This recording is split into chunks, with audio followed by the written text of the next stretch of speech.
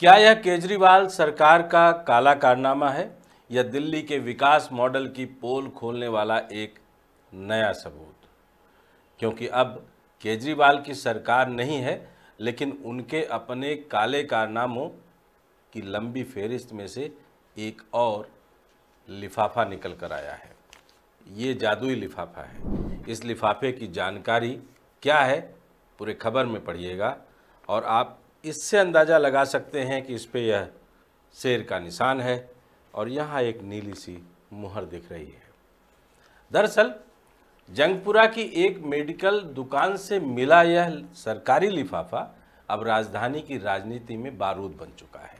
278 करोड़ की फ्लाईओवर परियोजना का हर्जाना नोटिस दबा की पैकिंग सीट में मिला। वही नोटिस जो मनीष सिसोदिया के कार्यकाल में जारी होना था, पर फाइलों से गायब पाया गया। सवाल अब सीधा है, क्या यह भ्रष्टाचार की रद्दी में दबा सच है जिसे सिस्टम ने छिपा दिया था, या यह आम आदमी पार्टी के ईमानदारी मॉडल का असली चेहरा? और क्या भाजपा अब इस लिफाफे को हथियार बनाकर केजरीवाल सरकार से जवाब मांगेगी, क्योंकि अब सत्ता में वो खुद सरकार में है और केजरीवाल की सरकार अब दिल्ली से जा चुकी है और वो विपक्ष में बैठे हैं। नमस्कार, मैं डॉक्टर विजय शुक्ल। नई दिल्ली की एक साधारण मेडिकल दुकान पर जब एक दर्द निवारक वोल्नी की ट्यूब खरीदी गई तो यह नहीं पता था कि दवा के साथ पैक हो रहा एक लिफाफा दिल्ली सरकार के सबसे बड़े निर्माण घोटालों में से एक का दरवाजा खोल देगा। लिफाफे में लिपटा कागज कोई बेकार कागज नहीं था, बल्कि दिल्ली सरकार के लोक निर्माण विभाग यानी PWD की आधिकारिक नोटिस थी। उस पर सरकार का चिन्ह था, अधीक्षण अभियंता के हस्ताक्षर थे और करोड़ों रुपए के प्रोजेक्ट से जुड़ी सारी जानकारी दर्ज थी। तारीख थी 16 जनवरी 2024 और शीर्ष पर लिखा था intimation regarding levy of compensation under clause 2 of GCC। यह notice Hindustan construction company limited को भेजा गया था, जिसमें outer ring road corridor project में हुई भारी देरी के लिए हर्जाना लगाने की प्रक्रिया शुरू करने की बात कही गई थी।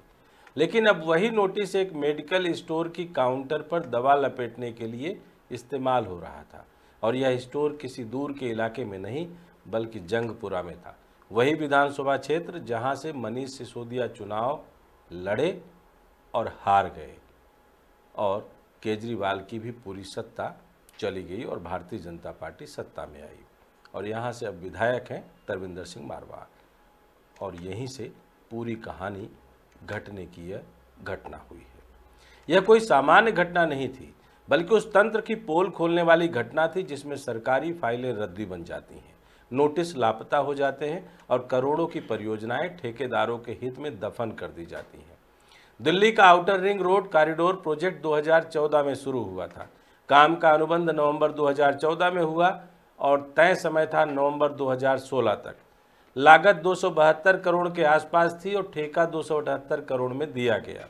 प्रोजेक्ट का मकसद था IIT दिल्ली से लेकर NH8 तक एक सिग्नल फ्री कॉरिडोर बनाना, फ्लाईओवर, अंडरपास और स्काई वॉक के जरिए ट्रैफिक के बोझ को बांटना। 2015 में केजरीवाल सरकार आई और मनीष सिसोदिया को उप मुख्यमंत्री के साथ साथ PWD मंत्री का जिम्मा मिला। उस दौर में यही प्रोजेक्ट दिल्ली सरकार की सबसे बड़ी प्राथमिकता में था। लेकिन जैसा कि हर बार होता है, वायदे योजनाओं में और योजनाएं फाइलों में फंस जाती हैं। काम में देरी होती रही, कभी डिजाइन बदला, कभी मंजूरी में अटकी फाइलें और कभी ट्रैफिक डायवर्जन का बहाना। फिर भी ठेकेदार को भुगतान चलता रहा। 2016, 2018, 2020 और 2022 में 4 बार एक्सटेंशन मिला और हर बार आदेश मंत्री की स्वीकृति से निकला।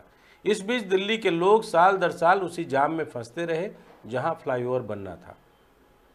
अप्रैल 2023 में जाकर प्रोजेक्ट पूरा हुआ, यानी 6 साल 4 महीने की देरी से। अब नियमों के मुताबिक जब कोई ठेकेदार तय समय सीमा से इतने साल देर करे तो अनुबंध की धारा 2 के तहत उस पर हर्जाना लगाया जाता है और यही कारण था कि 16 जनवरी 2024 को फ्लाईओवर 5 डिवीजन के अधीक्षण अभियंता ने हिंदुस्तान कंस्ट्रक्शन कंपनी को यह नोटिस जारी किया होगा। इसमें लिखा गया कि देरी के लिए क्षतिपूर्ति यानी डिले कंपनसेशन की कार्यवाही शुरू की जा रही है। इस पत्र की प्रति विभाग के रिकॉर्ड में सुरक्षित रखी जानी चाहिए थी ताकि भविष्य में ठेकेदार से वसूली हो सके। लेकिन अब वही नोटिस किसी मेडिकल स्टोर की पैकिंग सीट यानी लिफाफे के तौर पर मिला है। पत्रकार के हाथ आया यह कागज असली था, ड्राफ्ट या फोटोकॉपी नहीं।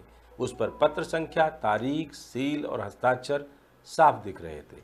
सवाल यह था कि ऐसा संवेदनशील दस्तावेज किसी रद्दी में पहुंचा कैसे?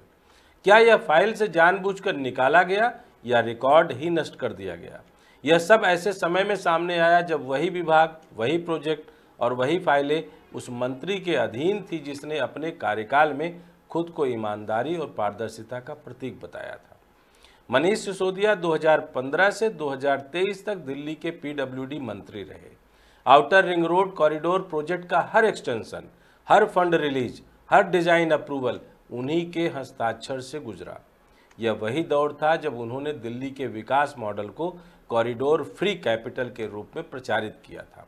अब जब उस प्रोजेक्ट की हर्जाना नोटिस रद्दी में मिली है तो यह केवल एक प्रशासनिक गलती नहीं बल्कि सत्ता की नीयत पर सीधा सवाल है, खासकर तब जब यह दस्तावेज जंगपुरा की उसी विधानसभा सीमा में मिला जहां से सिसोदिया चुनाव लड़े और हार गए। अब सरकार भाजपा की है, डबल इंजन की या कहें ट्रिपल इंजन की सरकार में यह लिफाफा शायद जादुई हो सकता है, क्योंकि केजरीवाल की काली करतूतों में, उनके मंत्री के अपने विभाग की काली करतूतों में यह लिफाफा एक और लेवल भ्रष्टाचार का जगाने के लिए काफ़ी है। यह कोई भौगोलिक और राजनीतिक संयोग नहीं बल्कि तंत्र की सांकेतिक विडंबना है। जिस इलाके में उन्होंने साफ शासन, पारदर्शी काम का वायदा किया, उसी इलाके के मेडिकल स्टोर से अब भ्रष्टाचार का सबूत निकला। अगर यह नोटिस फाइल में रहता तो एचसीसी कंपनी पर करोड़ों का हर्जाना तय होता, लेकिन जब यह नोटिस ही गायब कर दिया गया तो न कोई दंड बचा न जवाबदेही। हालांकि इसकी जानकारी हम पीडब्ल्यूडी विभाग से लेने की कोशिश करेंगे, क्योंकि अभी यह सब हम इस लिफाफे में दर्ज एक एक शब्द को पढ़ करके और इस पूरे प्रोजेक्ट की कहानी को सर्च करके आपको रख रहे हैं। कानून साफ कहता है कि किसी सरकारी अधिकारी द्वारा दस्तावेज को नष्ट या बेच देना भारतीय दंड संहिता की धारा 409 और 201 के तहत अपराध है। अगर यह किसी ठेकेदार को लाभ पहुंचाने के लिए किया गया तो धारा 120B यानी आपराधिक षड्यंत्र भी लागू होती है। विभागीय नियमों में भी कहा गया है कि कोई भी रिकॉर्ड तब तक नष्ट नहीं किया जा सकता जब तक उसकी ऑडिट अवधि पूरी ना हो जाए और वरिष्ठ अधिकारी की लिखित अनुमति ना मिले। यानी इस नोटिस का रद्दी में मिलना केवल लापरवाही नहीं बल्कि सुनियोजित कार्रवाई का संकेत है।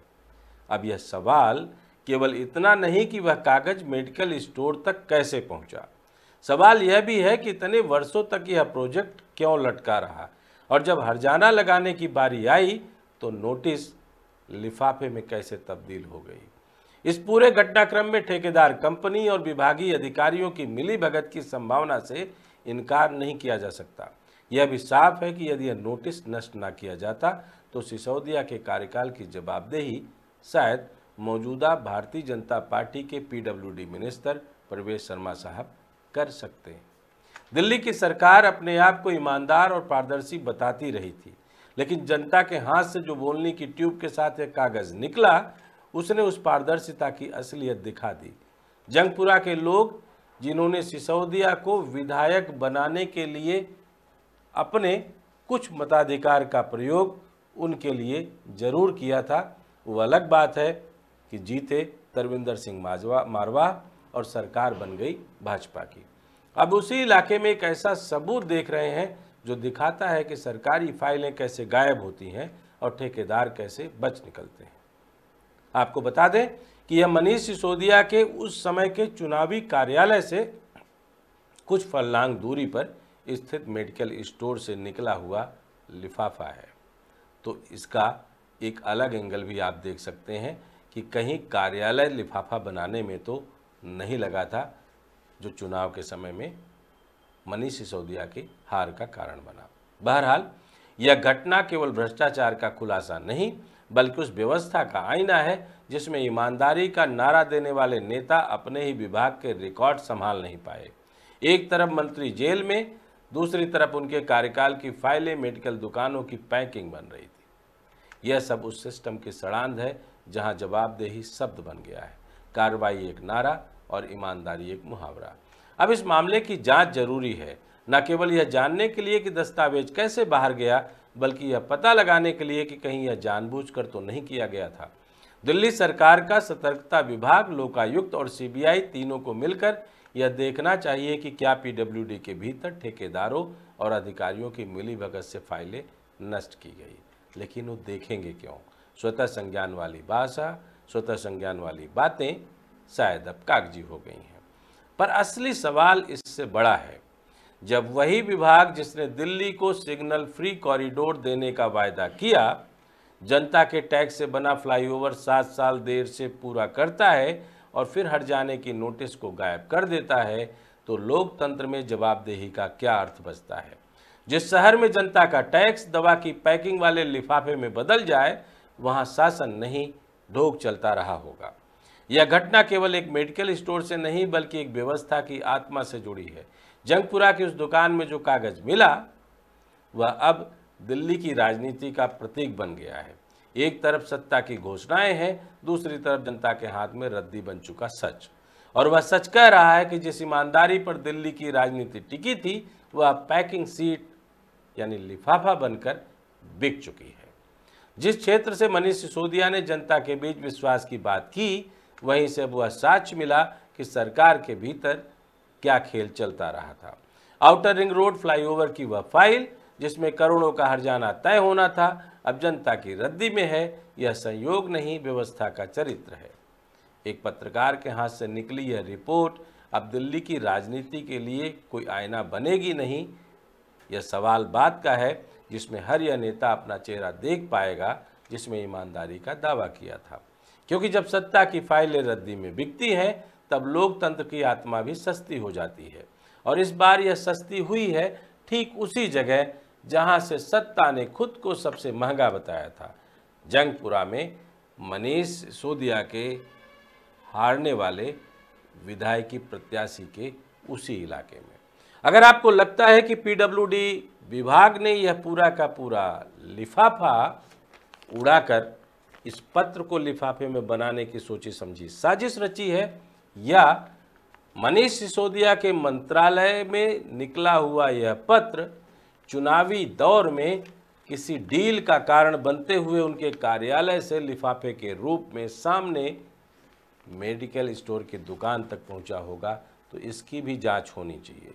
हो सकता है उस मेडिकल स्टोर पर इस लिफाफे की फाइल के और कागज भी मौजूद हों, या फिर पीडब्ल्यूडी अधिकारियों के अपने उस फाइल में इसकी जगह कोई दूसरा कागज रखा गया हो।